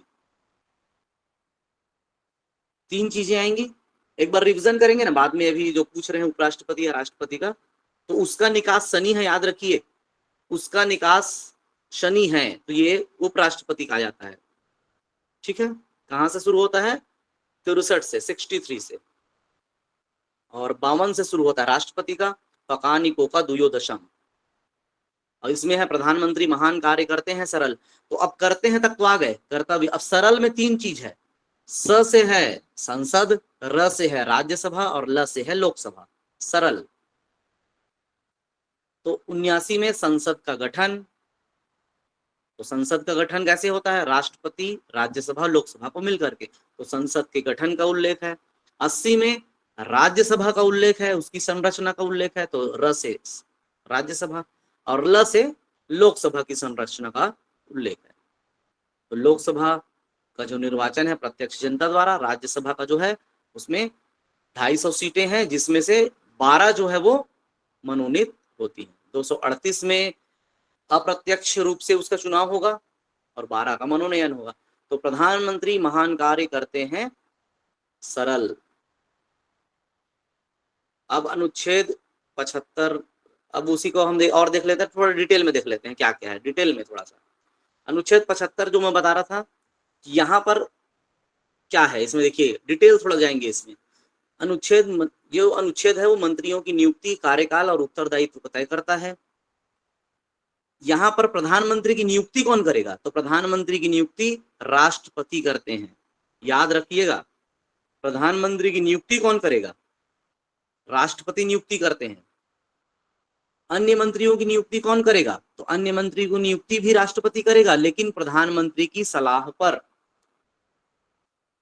तो याद रखना, नियुक्ति का हमेशा हमेशा कौन करेगा? प्रधानमंत्री की, राष्ट्रपति करेगा। भले हमको लगता है कि अरे वो तो चुनाव जीत के आया है तो उसका तो ऐसी हो जाता होगा, तो नहीं, चुनाव जीत के आता है तो बहुमत दल का नेता बनता है, बहुमत दल का नेता बन जाएगा, लेकिन प्रधानमंत्री नहीं बनेगा। प्रधानमंत्री की नियुक्ति कौन करेगा? राष्ट्रपति करेगा, तब वो प्रधानमंत्री बनेगा। और अन्य मंत्री का भी कब होगा? जब प्रधानमंत्री सलाह देगा कि इसी अमुक अमुक व्यक्ति को बना दीजिए, तो अमुक अमुक व्यक्ति बनेंगे मंत्री। अब इसमें एक आता है अनुच्छेद 75(3), जिसमें कई बार प्रश्न पूछा गया है। 75(3) याद रखना, सामूहिक उत्तरदायित्व। मंत्री परिषद सामूहिक रूप से लोकसभा के प्रति उत्तरदायी होगी। अब देखिए शब्द आ रहा है लोकसभा, लेकिन मंत्री जो है वो राज्यसभा से भी हो सकता है, लोकसभा से भी हो सकता है। तो हमारे देश में ऐसा ही है। जैसे कि अगर हम बात करें, इंदिरा गांधी जो थी ना, वो राज्यसभा से बनी थी प्रधानमंत्री। मनमोहन सिंह ने कोई चुनाव नहीं लड़ा है, वो प्रधानमंत्री थे, लेकिन उन्होंने कभी कोई चुनाव नहीं लड़ा, लेकिन फिर भी वो प्रधानमंत्री थे। कहां से थे? राज्यसभा से थे। तो राज्यसभा के सदस्य थे, तो राज्यसभा के सदस्य हैं वो भी मंत्री बनते हैं, लोकसभा के सदस्य भी मंत्री बनते हैं। लेकिन जो मंत्री बन गया वह लोकसभा के प्रति उत्तरदायी रहेगा, मंत्री लोकसभा के प्रति। और सामूहिक उत्तरदायित्व, सामूहिक उत्तरदायित्व इसलिए बोलते हैं कि एक मंत्री को नहीं हटा सकते, हटाना है तो पूरा मतलब एक मंत्री को हटाने का अर्थ यह है वो खुद से इस्तीफा दे देगा। जैसे आज ही दिए इस्तीफा धर्मेंद्र प्रधान ने, तो अपने खुद से इस्तीफा दे दो, चल जाएगा। लेकिन अविश्वास प्रस्ताव ला करके पूरे ही मंत्रिमंडल को हटाना पड़ता है। तो सबको इस्तीफा देना पड़ेगा अगर पूरा अविश्वास प्रस्ताव लागू हो गया तो, या वो कंप्लीट हो गया तो। नहीं तो क्या होता है, एक मंत्री के लिए कभी अविश्वास प्रस्ताव नहीं लाया जा सकता, पूरे के सभी के लिए लाना पड़ेगा। तो सामूहिक रूप से लोकसभा के प्रति उत्तरदायी है, क्योंकि लोकसभा जो है वो लोकप्रिय सदन है, निम्न सदन है और जनता के द्वारा प्रत्यक्ष रूप से चुने हुए लोग रहते हैं, इसलिए लोकसभा के प्रति उत्तरदायी रहता है। अब यहाँ पर देखिए 91 नंबर का जो संविधान संशोधन हुआ 2003 में, इसमें यह बताया गया कि मंत्री परिषद का जो आकार होगा वह 15% से अधिक नहीं हो सकता। जैसे कुल सदस्य संख्या है 543, तो 543 का निकाल दो 15%, तो जितना भी आएगा उससे ज्यादा मंत्री नहीं बन सकते। यदि मैं छत्तीसगढ़ की बात करूं तो यहाँ पर 90 है, 90 सीट है विधानसभा में, तो 90 सीट का 15% निकाल दो, तो जितना 90 आएगा 15%, तो उतने ही मंत्री रह सकते हैं, उससे एक ज्यादा मंत्री नहीं रख सकते। ये नियम 2003 में लाया गया, पहले नहीं था ऐसा नियम। 2003 में ये संशोधन करके नियम लाया गया है, तो 15% से अधिक नहीं हो सकते। अब देखिए, यदि कोई व्यक्ति संसद का सदस्य नहीं है तब भी वह मंत्री बन सकता है, तब भी वो प्रधानमंत्री बन सकता है अगर संसद का सदस्य नहीं है। यदि मान लो विधानसभा का सदस्य नहीं है तब भी वो मुख्यमंत्री या मंत्री बन सकता है, लेकिन 6 महीने के अंदर में उसको चुनाव जीतना पड़ेगा, या उसको अगर केंद्र की बात है तो राज्यसभा या लोकसभा का सदस्य बनना पड़ेगा। राज्यसभा का तो विधायक लोग बना देंगे, और लोकसभा का बनना है तो चुनाव कराना पड़ेगा। वैसे ही विधानसभा की बात करें या कोई मंत्री बना दिए हो तो उसको विधायक बनना पड़ेगा। तो 6 महीने तक तो रह सकता है, अगर नहीं बन पाया तो उसको इस्तीफा देना पड़ेगा वहां से, फिर उसके बाद वो हट जाता है, फिर वो मंत्री नहीं रहेगा। अनुच्छेद 76 जो भारत का महान्यायवादी, तो इसे देश का सर्वोच्च कानून अधिकारी कहते हैं, सबसे बड़ा कानून अधिकारी है महान्यायवादी। इसकी नियुक्ति कौन करेगा? राष्ट्रपति करेगा।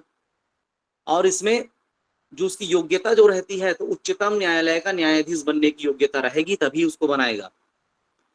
और ये कब तक रहेगा? जब तक राष्ट्रपति रहेगा, राष्ट्रपति के प्रसाद पर्यंत। प्रसाद पर्यंत का अर्थ है जब तक राष्ट्रपति है तब तक महान्यायवादी है, राष्ट्रपति हट गया तो उसको भी हटना पड़ेगा। अनुच्छेद 77 भारत सरकार के कार्य का संचालन, तो कार्य का संचालन जो है वो राष्ट्रपति के नाम से ही होता है। 78 में है कि राष्ट्रपति को जानकारी देगा, प्रधानमंत्री का कर्तव्य है। तो क्या कर्तव्य है कि जो संघ के प्रशासन और विधान से जुड़े जितना भी निर्णय है वो राष्ट्रपति को दे, राष्ट्रपति को जानकारी मांग लिया तो उसको उपलब्ध कराए। अनुच्छेद 79 जो है संसद का गठन, संसद का गठन किससे किससे मिलकर के होता है? तो 3 है इसमें, राष्ट्रपति है, राज्यसभा है, लोकसभा है। 80 में राज्यसभा की संरचना है, तो इसमें जो 12 सदस्य हैं उसको राष्ट्रपति मनोनीत करता है। तो उसमें साहित्य के क्षेत्र के रहते हैं, विज्ञान के, कला के, समाज सेवा के, शिक्षा कैसे करके 12 सदस्य रहते हैं। ठीक है। 81 में लोकसभा है, तो लोकसभा का जो चुनाव होता है वयस्क मताधिकार के द्वारा होता है। और इसमें जो जनसंख्या के आधार पर ही इसको लोकसभा के जो सदस्य रहेंगे वो होते हैं। जैसे छत्तीसगढ़ में 11 लोकसभा के सदस्य हैं, हालांकि अब तो 2026 में बोला गया कि उसको फिर से पुनर्गठन होगा और संख्या बढ़ेगी, तो उसका भी चल रहा है। तो अभी उसका विधेयक जो है पेश होने वाला है, और उसके आधार पर यदि पास हो जाता है, 2/3 सदस्य उसको पारित कर देंगे तो फिर संख्या बढ़ जाएगी। अब आगे यहाँ प्रश्नोत्तरी है, लेकिन प्रश्न में जाने से पहले थोड़ी सी चर्चा और कर लेते हैं जिस स्लाइड में हम पहले चर्चा कर रहे थे, फिर हम वहां पर जाएंगे। तो यहाँ पर हम, क्योंकि कुछ बिंदु यहाँ पर है जो वहाँ चर्चा नहीं हो पाई है, तो यहाँ से हम उसको कर लेते हैं। चलिए यहाँ से करते हैं। तो राष्ट्रपति के बारे में तो याद हो गया होगा, क्या याद? पकानी कोका दुयो दशम, तो भारत का प्रथम नागरिक, फर्स्ट सिटीजन, तीनों सेनाओं का कमांडर रहेगा, और नाम मात्र का प्रमुख। नाम मात्र का है, वास्तविक प्रमुख तो प्रधानमंत्री है, नाम मात्र का ये है। अब चुनाव की जो प्रक्रिया है, तो राष्ट्रपति का चुनाव जो होगा आनुपातिक प्रतिनिधित्व एकल संक्रमणीय प्रणाली से, तो इसमें कैसे चुनाव होता है? तो इसमें संसद के निर्वाचित सदस्य, निर्वाचित क्यों बोल रहा है? क्योंकि जो 12 सदस्य हैं, है ना, जो 12 सदस्य हैं, तो राष्ट्रपति उसको मनोनीत कर दिया तो उनको हटा देते हैं, क्योंकि यार जो जिनका मनोनयन करे हो तो उसी को वोट देगा करके, तो उन लोग वोट नहीं देते। तो संसद के निर्वाचित सदस्य जितने हैं, राज्यसभा और लोकसभा के, वो लोग वोट देते हैं, और विधानसभा के निर्वाचित सदस्य देते हैं, मनोनीत लोग नहीं देते। तो यहाँ पर विधानसभा के और संसद के। अब ये यहाँ आगे देखते हैं, जिस पर यहाँ पर मैं बात कर लिया था। तो ये उनका महाभियोग है, तो महाभियोग का पूरा डिटेल नहीं पूछता, वो पूछता है कौन सा अनुच्छेद, तो अनुच्छेद 61 याद रखना है इसमें। पावर, वीटो पावर रहता है, क्षमादान की शक्ति, आपातकाल की शक्ति, जो विशेष शक्ति है इसकी। जो अध्यादेश की बात कर रहे हैं 123, अनुच्छेद 123 में अध्यादेश है, जब संसद सत्र में नहीं रहता तब वो कानून बना लेता है, और वो सत्र शुरू होने के 6 सप्ताह तक वैलिड रहता है, वैध रहता है। उपराष्ट्रपति के बारे में बात किए थे, और हाँ, महान्यायवादी हो गया, ठीक है। अब इसमें है कि भारत देश में पहला निर्विरोध राष्ट्रपति, तो पहला जो निर्विरोध राष्ट्रपति बने थे उनका नाम था नीलम संजीव रेड्डी, 1977 में, 1977 में। और 1977 के बाद से लेकर के अभी तक जितने भी राष्ट्रपति हुए हैं, सभी ने अपना 5 साल का कार्यकाल पूरा किया है। उसके पहले जो थे ना, वो 5 साल का कार्यकाल पूरा ही नहीं कर पाए हैं, कुछ कुछ किए हैं और कई लोग नहीं कर पाए हैं। जैसे पहले हमारे देश के जो राष्ट्रपति थे डॉक्टर राजेंद्र प्रसाद, फिर दूसरे कौन बने, आप लोग को याद है? डॉक्टर एस राधाकृष्णन, ठीक है। फिर उसके बाद अगले कौन बने राधाकृष्णन जी के बाद, याद है आप लोग को? तो चलिए ये आप लोग के लिए होमवर्क है कि आप ये पूरा सीक्वेंस, नहीं अबुल कलाम आजाद कहाँ पहुंच गए अभी, तो आप लोग इसको एक बार एक सीक्वेंस इसको पढ़िएगा। ये आप लोग के लिए होमवर्क, अगली क्लास होगी ना तो पहले यहीं से स्टार्ट करूंगा, मैं सीक्वेंस पूछूंगा। नीलम संजीव रेड्डी 1977 में बने थे, 77 से 82 तक थे। 82 में ज्ञानी जैल सिंह बने, 87 तक थे।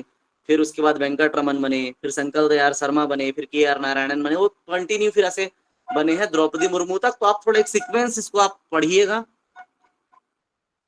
अब देखेंगे सबसे लंबा कार्यकाल किनका था, तो राष्ट्रपति में सबसे लंबा कार्यकाल था डॉक्टर राजेंद्र प्रसाद जी का, और पहले सिख राष्ट्रपति जो बने वो ज्ञानी जैल सिंह बने। किचन कैबिनेट किसको कहते हैं, तो किचन कैबिनेट जो होता है, जो अनौपचारिक रूप से प्रधानमंत्री अपना एक कैबिनेट बना लेते हैं। सुपर कैबिनेट, तो सुपर कैबिनेट नीति आयोग को कहा जाता है, ठीक है। अब यहां तक तो ये BR अम्बेडकर जी ने कहा है, संविधान केवल वकीलों का दस्तावेज नहीं है, जीवन का वाहन है। तो यहां तक हमने पढ़ लिया है किसके बारे में, पूरा जो हमारा संघ की कार्यपालिका। अब आगे जब हम पढ़ेंगे तब हम उसको देखेंगे कि राज्य वाला राज्य का अगले क्लास में पढ़ेंगे। तो अभी चलिए हम चलते हैं अपने rapid fire round question answer की ओर। तो ठीक है, कुछ कमेंट आ रहे हैं। जाकिर हुसैन, बहुत बढ़िया। इंदिरा गांधी जी नहीं है, राष्ट्रपति नहीं रही हैं, वो प्रधानमंत्री रही हैं। इंदिरा गांधी जो है ना 1966 से 1977 तक पहले रही हैं प्रधानमंत्री, फिर 1980 से 1984 तक रही हैं। तो देखिए ये थोड़ा सीक्वेंस, कुछ कुछ चीजें याद करनी पड़ती हैं, मैं भी याद किया हूं तो वो याद कर सकते हैं, ज्यादा कठिन नहीं है, सरल है। वीवी गिरी, आपको मालूम होगा वीवी गिरी ऐसे हैं जिन्होंने उपराष्ट्रपति पद से इस्तीफा देकर के राष्ट्रपति का चुनाव लड़ा था। और वीवी गिरी जो थे उनके समय पर भी नीलम संजीव रेड्डी जी भी चुनाव लड़े थे। इनकी ऐसा कहानी है, मतलब एक कहानी बोलना चाहिए, सही घटना है ये। जब हुआ था तो इंदिरा गांधी जी ने अपने सभी लोकसभा सदस्यों को क्या कह दिया था कि आप सभी किनको वोट करें, अपने हृदय की बात सुने, अपने दिल की बात सुने और उसको आप वोट कीजिए, ऐसा वो बोल दी थी। तो उस कांग्रेस की तरफ से खड़े हुए थे नीलम संजीव रेड्डी, और वीवी गिरी जो थे वो विपक्ष में थे। उसके बावजूद भी वीवी गिरी जीते थे, और 2 बार 2 राउंड में इनकी गिनती हुई थी, नहीं तो पहले राउंड में जीत जाते हैं। किचन कैबिनेट जो प्रधानमंत्री जो बना लेते हैं अनौपचारिक रूप से, अनौपचारिक कैबिनेट है ये, किचन कैबिनेट, तो 1969 से 1974 तक थे बीबी गिरी। बहुत बढ़िया, ठीक है। तो चलिए ये बाद में बात करेंगे। 74 से 77 तक 3 साल थे फखरुद्दीन अली अहमद, 3 ही साल थे। फिर 77 से जो बने नीलम संजू रेड्डी, तो 5-5 साल पूरा किए हैं। तो हाँ, ये अंतरात्मा की आवाज, ये इंदिरा गांधी जी ने कहा था अंतरात्मा की आवाज सुनिए और वोट कीजिए, और बीबी गिरी को फिर वोट किए थे। और इसमें क्या होता है कि सब लोग वोट देना होता है, जैसे जितने लोग खड़े हैं सबको वोट देना है, लेकिन उसमें क्रम डालना पड़ता है। जैसे राष्ट्रपति का चुनाव हुआ, 5 लोग जैसे खड़े हैं, तो पहले को आप 1 नंबर डाल दो, फिर दूसरा किसको दे रहे हो तो उसमें 2 नंबर डाल दो, तीसरा, तो सबको क्रम देना पड़ता है। तो पहले जब गिनती होती है तो एक नंबर, तो एक नंबर में देखते हैं कि एक नंबर को गिनने में 50 से अधिक, 50% से अधिक उसको वोट मिल गया। जितना भी वोट है उसमें 50% से अधिक मिल गया तो जीत जाता है। नहीं जीत पाता तो फिर सेकंड राउंड होता है। तो आज तक सेकंड राउंड केवल एक बार हुआ है, बीबी गिरी जी के समय, और अभी तक नहीं हुआ है सेकंड राउंड, एक बार में जीत जाते हैं। ठीक है, और भी चर्चा है, करेंगे, लेकिन अब हम क्वेश्चन आंसर देख लेते हैं। एक क्लास किसी में पूरे हम राष्ट्रपति की जो कार्यकाल है, और किसी एक क्लास, उसी क्लास में हम प्रधानमंत्री का कार्यकाल, उपराष्ट्रपति का कार्यकाल, ऐसा बहुत सारा चीजें कर सकते हैं। लेकिन जो इम्पोर्टेंट है, जो परीक्षा में आने वाला है, उस पर अभी चर्चा कर लेते हैं। तो चलिए, ये प्रश्नोत्तरी है, तो एक प्रश्न आपको दिख भी रहा होगा। तो हमारा रैपिड फायर राउंड यहाँ से शुरू हो जाता है, तो तैयार हो जाइए उत्तर देने के लिए। तो पहला प्रश्न है, भारत के राष्ट्रपति पद के लिए न्यूनतम आयु सीमा कितनी होनी चाहिए? 25 वर्ष, 30 वर्ष, 35 वर्ष, 21 वर्ष? बहुत बढ़िया, सभी 35 वर्ष से अधिक के भी हैं, आप लोग भी बन सकते हैं, तो अच्छी बात है। ये तो सही उत्तर 35 वर्ष है। तो चलिए, और क्या क्या बन सकते हैं देखेंगे आगे। मान लो राष्ट्रपति आप बन गए, तो किस अनुच्छेद के तहत आप पर महाभियोग लग जाएगा? अब हटाना भी है आपको, तो हटाने के लिए महाभियोग लगाते हैं। तो महाभियोग जब लगाया जाता है ना, तो कौन से अनुच्छेद में है? तो याद करिए, 52 से 61 तक मैं बात किया था। पकानी कोका दुयो दशम, दशम में आते हैं, अंतिम में। तो अनुच्छेद 52, 61, 72, 123। 143 में तो मत करो भाई, इन्हीं 143, 123 भी लिख दिए।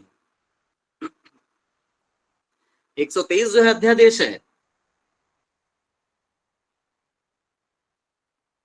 तो सही उत्तर है अनुच्छेद 61, 61, पकानी कोका दुयो दशम, 52 से 61, दशम लास्ट में म आ रहा है ना, तो वही है महाभियोग। बहुत बढ़िया, अगले प्रश्न की ओर चलते हैं। भारत के राष्ट्रपति के निर्वाचक मंडल में कौन कौन शामिल होते हैं? अब बताइए, निर्वाचक मंडल में संसद के दोनों सदनों के सभी सदस्य, केवल लोकसभा के निर्वाचित सदस्य, संसद के दोनों सदनों तथा राज्य की विधानसभाओं के केवल निर्वाचित सदस्य, संसद और राज्य विधान परिषदों के सभी सदस्य। अब क्या उत्तर ले रहे हैं? ए भी आ रहा है, सी भी आ रहा है।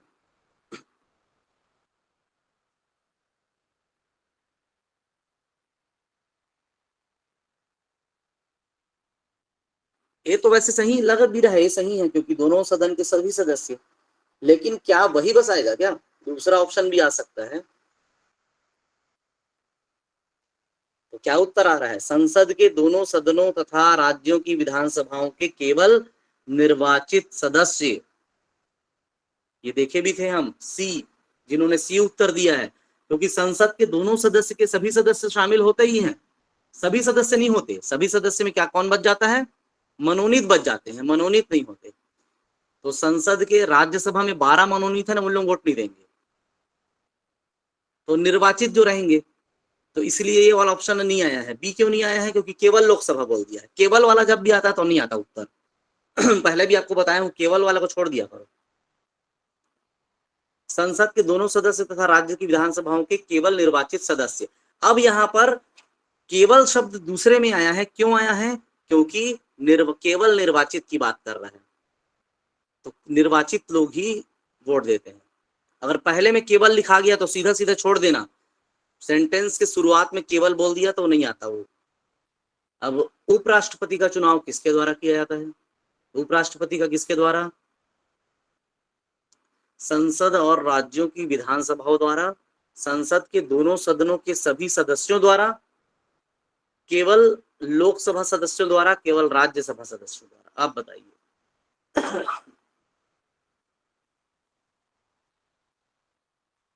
बी का उत्तर ज्यादा आ रहा है, मतलब लंबा उत्तर है, मतलब सही है। चलिए ठीक है, ये भी हो सकता है, क्योंकि पिछले वाले प्रश्न में था ना लंबा उत्तर सही उत्तर।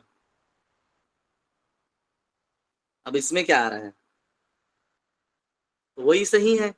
अब इसमें निर्वाचित मनोनीत दोनों को ले लिया। क्यों ले लिया? क्योंकि मनोनीत उपराष्ट्रपति नहीं कर रहा है, मनोनीत तो राष्ट्रपति कर रहा है।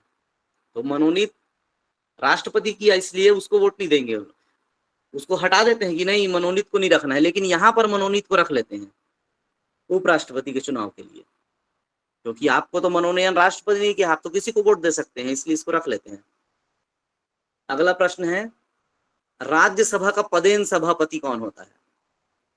ये प्रश्न, प्रधानमंत्री, राष्ट्रपति, उपराष्ट्रपति, लोकसभा अध्यक्ष? ठीक है, बी उत्तर भी आ गया, गजब। सी आ रहा है, ठीक ठीक।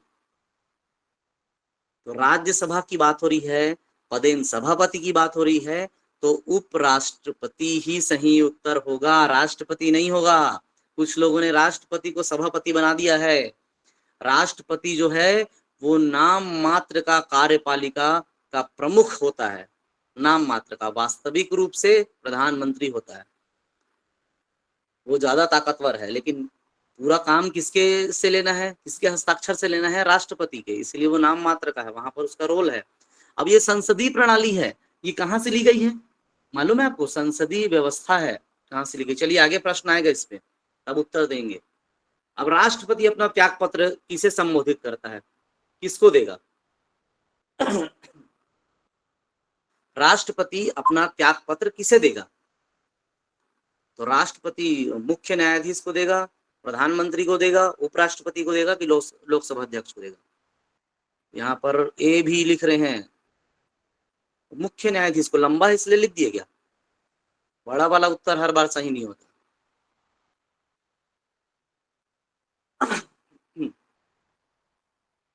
तो चलिए उत्तर देखते हैं। तो उत्तर है उपराष्ट्रपति।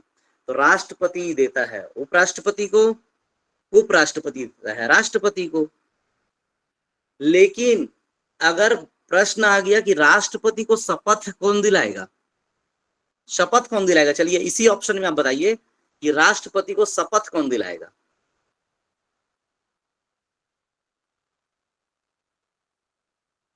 बहुत बढ़िया, कॉन्सेप्ट क्लियर है कि राष्ट्रपति को शपथ दिलाता है भारत के मुख्य न्यायाधीश। क्या कोई ऐसे मुख्य न्यायाधीश का नाम बता सकते हो जो हमारे देश के राष्ट्रपति भी रहे हैं, या बोलना चाहिए कार्यवाहक राष्ट्रपति रहे हैं? क्योंकि हाँ, उत्तर एक आया है, बहुत बढ़िया, हमारे राज्य से रिलेटेड है ना, हिदायतुल्लाह। हिदायतुल्लाह जी जो थे, अब क्या हुआ था देखिए, राष्ट्रपति थे तो राष्ट्रपति का कार्यकाल खत्म हो गया। तो अब खत्म हो गया तो कौन देखेगा वहां पर? खत्म नहीं, कार्यकाल नहीं, एक्सपायर हो गए थे। फखरुद्दीन अली अहमद थे, 1977 की बात है, 1977 की। तो फखरुद्दीन अली अहमद अपने पद में रहते हुए उनका निधन हो गया। दो राष्ट्रपति हैं जिनका अपने पद में रहते हुए निधन हुआ है, एक राष्ट्रपति फखरुद्दीन अली अहमद, एक जाकिर हुसैन। दोनों का निधन अपने पद में रहते हुआ है। तो फखरुद्दीन अली अहमद 1977 में इनका निधन हुआ, तो पद खाली हो गया। अब पद खाली हुआ तो किसको बनाएंगे? उपराष्ट्रपति को। तो उपराष्ट्रपति उस समय थे वीवी गिरी। तो वीवी गिरी थे तो वो बन गए, लेकिन उन्होंने अपने पद से इस्तीफा दे दिया। किस लिए? राष्ट्रपति का चुनाव लड़ने के लिए इस्तीफा दे दिए वो। तो अब इस्तीफा दे दिए, अब राष्ट्रपति भी नहीं है, उपराष्ट्रपति भी नहीं है, तो अब तीसरा किसके पास जाए? तो वो आता है भारत का मुख्य न्यायाधीश। तो उस समय थे हिदायतुल्लाह जी। तो हिदायतुल्लाह जी बन गए 1982 में, 1982 नहीं, 1977 में वो बने थे, 1977 में। 1900, हाँ वो जो बने थे ना, वो हिदायतुल्लाह, जब बीबी गिरी इस्तीफा दे दिए तब वो बन गए थे। ठीक है, तो चलिए अब आगे बात करते हैं। अगला प्रश्न, तो अगला प्रश्न जो है वो, संसद का सत्र यदि नहीं चल रहा है तो राष्ट्रपति किस अनुच्छेद के तहत अध्यादेश जारी कर सकते हैं? तो इसका उत्तर बताइए।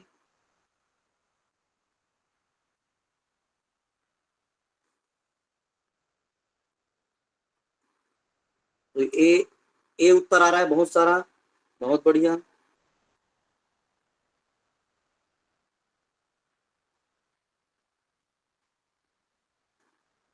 तो चलिए देखते हैं इसका उत्तर क्या है, और इसका उत्तर है अनुच्छेद 123। बहुत बढ़िया, कई बार प्रश्न इससे पूछा है, कई बार पूछा है, तो याद रखेंगे, ध्यान में रखेंगे इसको।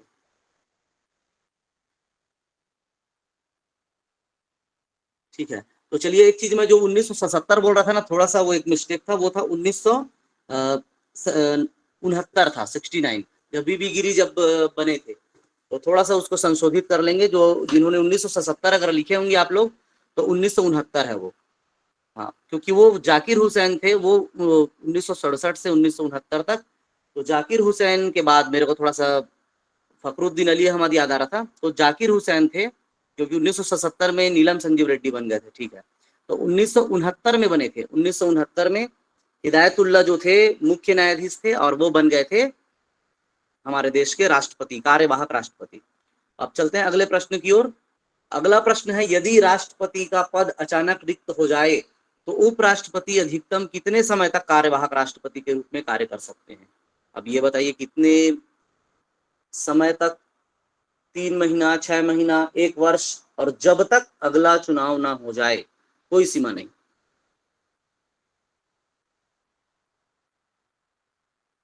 बड़ा वाला उत्तर तो डी दिख रहा है, लेकिन सब लोग आप बी बोल रहे हो।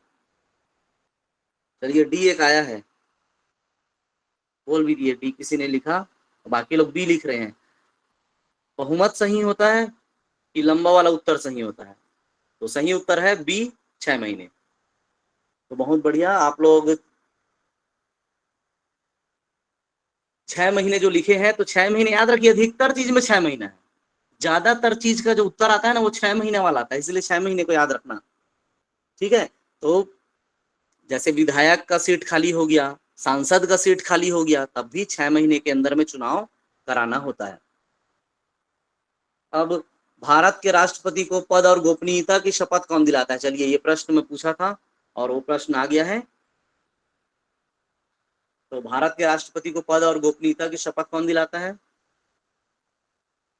तो ये तो सभी उत्तर सही देंगे। तो मेरे को लगता है अगले प्रश्न की ओर चला जाना चाहिए, ये प्रश्न हो गया है। अगले प्रश्न की ओर चले जाते हैं, और अगला प्रश्न जो है वो, राष्ट्रपति द्वारा संसद के दोनों सदनों के लिए कुल कितने सदस्यों को मनोनीत किया जा सकता है? अब ये बताएंगे। इसका उत्तर दीजिए। A B C D, 12, 14, 2, 10।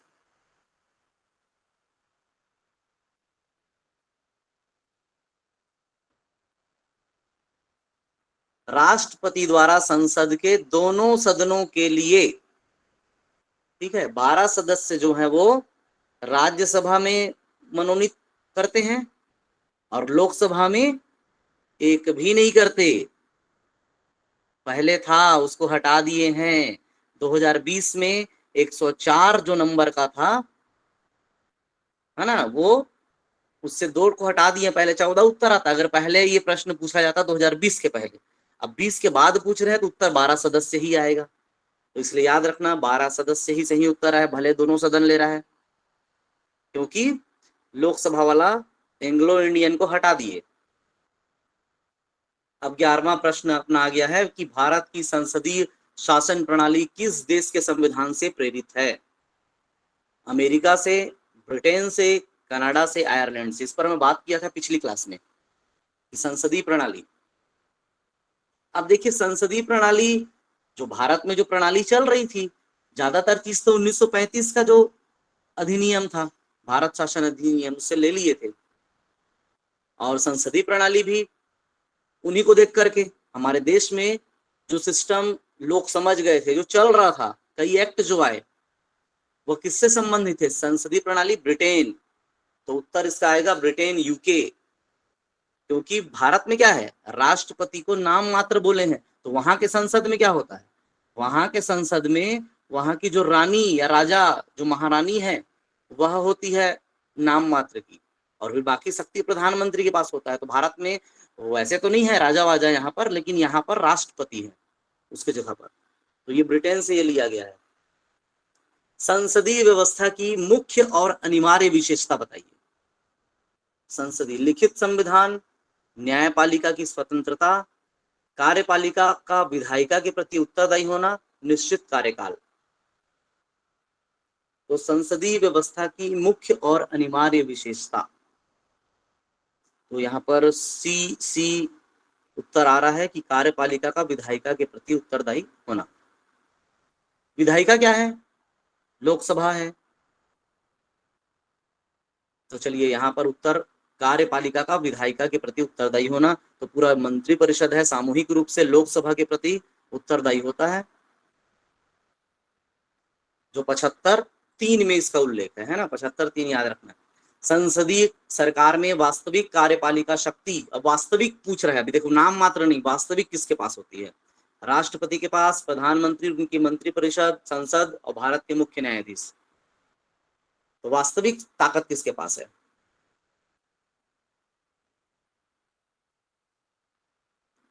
बहुत सारे उत्तर आ रहे हैं बी में। डी भी उत्तर आया है, मुख्य न्यायाधीश के पास। कार्यपालिका की शक्ति कहाँ न्यायाधीश के पास चली गई? तो प्रधानमंत्री और उनकी मंत्री परिषद। बहुत बढ़िया, बहुत शानदार, सही उत्तर है। तो एक बार क्लैप कर दीजिए अपने लिए, बहुत बढ़िया। संसदीय सरकार में वास्तविक कार्यपालिका शक्ति प्रधानमंत्री और मंत्री परिषद के पास होती है, और नाम मात्र की शक्ति राष्ट्रपति के पास होती है। तो ये याद रखेंगे। अगला प्रश्न आ गया है कि भारतीय संविधान के किस अनुच्छेद में कहा गया है कि मंत्री परिषद सामूहिक रूप से लोकसभा के प्रति उत्तरदायी होगी? 74, 75, 3, 78 और 85। 74 एक बोल रहा है, 75 3, 78 और 85। बहुत बढ़िया, 75 3, इसको याद रखिए। 75 3, 75 1 2 3 भी ले सकता है कभी, 75 1, 75 2, 75 3, ऐसा भी ऑप्शन में आ सकता है। तो याद रखना है 75 3 में। तो ये बहुत सही उत्तर है, 75 3 में है। अगला प्रश्न, निम्नलिखित में से कौन सा प्रस्ताव केवल लोकसभा में ही प्रस्तुत किया जा सकता है? केवल लोकसभा में प्रस्तुत करेंगे।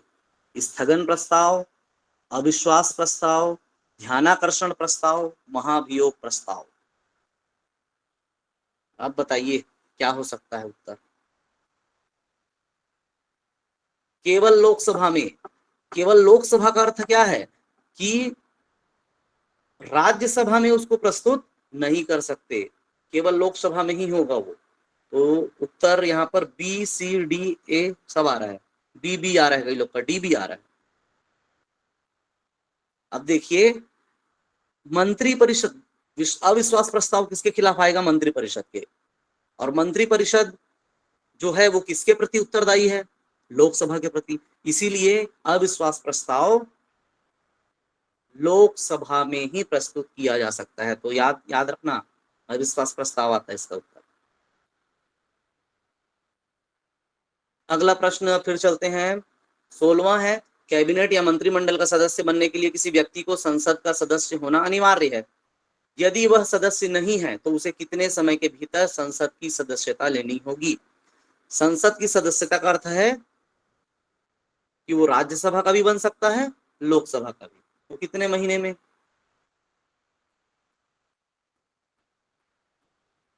तो इसमें तो सभी का उत्तर सही है, 6 महीने। बहुत बढ़िया। चलिए अगला प्रश्न चलते हैं। 17वां प्रश्न जो है वो, भारतीय संसदीय प्रणाली ब्रिटिश संसदीय प्रणाली से किस मामले में भिन्न है? भारतीय संसदीय प्रणाली ब्रिटिश संसदीय प्रणाली से किस मामले में भिन्न है? अब बताइए कैसे भिन्न है? कि भारत में वास्तविक और नाम मात्र दोनों प्रमुख है, भारत में द्विसदनीय विधायिका है, भारत में संसदीय संप्रभुता के स्थान पर संविधान की सर्वोच्चता है। भारत में प्रधानमंत्री होता है। अब अंतर बताइए, वहां कौन सी चीज है जो वहां नहीं है, भारत में है लेकिन। तो यहाँ पर सी उत्तर ले रहे हैं, बहुत बढ़िया, बहुत शानदार। तो भारत में वास्तविक नाम मात्र, तो वहां भी है, वहां भी वास्तविक है और नाम मात्र। वास्तविक वहां पर प्रधानमंत्री और मंत्रिपरिषद है, भारत में भी है। और नाम मात्र तो वहां पर वो रानी वहां की जो है वो नाम मात्र, और भारत में राष्ट्रपति। द्विसदनी विधायिका, यहाँ भी 2 सदन है, वहां भी 2 सदन है। संसदीय संप्रभुता के स्थान पर संविधान की सर्वोच्चता, वहां पर देखिए ब्रिटेन में संसदीय संप्रभुता है लेकिन भारत में संविधान की सर्वोच्चता है, और प्रधानमंत्री दोनों जगह। इसलिए सी उत्तर एकदम सही है। जिन्होंने भी सी लगाया है वो परफेक्ट है एकदम। अब चलिए कुछ प्रश्न और ही बचे हैं। 18वां प्रश्न, संसदीय प्रणाली को अन्य किस नाम से जाना जाता है? वेस्टमिंस्टर मॉडल, उत्तरदायी सरकार, कैबिनेट सरकार, उपर्युक्त सभी। अब इसमें क्या उत्तर आएगा? डी डी डी, तुक्का वाले हैं क्या? सी भी है। उपर्युक्त सभी जब दिखते हैं ना तो सीधे लगाओ उसको, और 90% केस में सही भी होता है। उपर्युक्त सभी या उपरोक्त सभी लिखा है ना तो 90% केस में उत्तर सही रहता है, लेकिन कई बार नहीं रहता, 10% में। अब इसमें उत्तर देखते हैं कि हाँ तो वही सही है, डी ही सही है। तो वेस्टमिंस्टर मॉडल क्या होता है? तो वेस्टमिंस्टर जो है वो एक जगह का नाम है, एक स्थान का नाम है। कहाँ का है? लंदन में। लंदन में एक स्थान है जिसका नाम है वेस्टमिंस्टर। वहीं पर वहां का पार्लियामेंट है, वहां का संसद।